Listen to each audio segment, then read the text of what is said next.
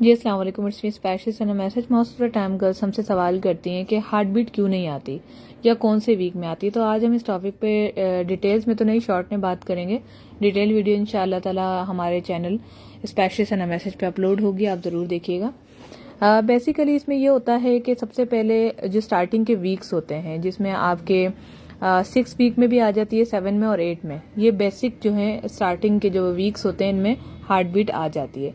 अगर 8 वीक में भी नहीं आ रही तो डॉक्टर्स फिर 2 वीक्स मजीद वेट करती हैं और 10 वीक्स में डायग्नोज हो जाता है, या फिर अल्लाह ना करे अगर मिसकैरेज हो तो ब्लीडिंग स्टार्ट हो जाती है, या फिर अंदर ही बेबी, जब हार्ट बीट नहीं आएगी तो शायद वो आपका बच्चा रेडी ही नहीं हुआ, वो एक गोश्त का टुकड़ा ही रह जाता है।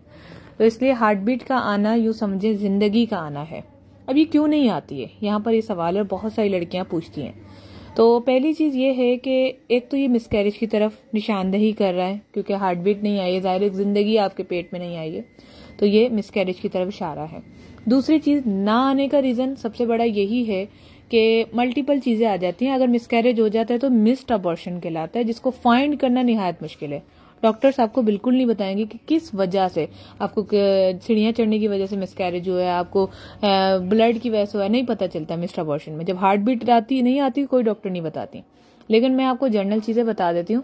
एक तो कम्प्लीटली रेस्ट, एहतियात, पास्ट हिस्ट्री में पीसीओएस ना हुआ आपको, पास्ट हिस्ट्री में लिकोरिया प्रॉब्लम या इन्फेक्शन ना हुआ आपको, इसके अलावा कोई अबॉर्शन आपने ना करवाया हो, ये 3 बड़ी चीज़ें हैं। ब्लड की कमी या एचबी की कमी ना हो, और सबसे इंपॉर्टेंट चीज़ कि हस्बैंड में किसी चीज़ की कमी ना हो, यानी कि उनके स्पर्म काउंट, उनकी तमाम चीज़ें जो है कंप्लीट होनी चाहिए, मार्फोलॉजी, मोटिलिटी वगैरह।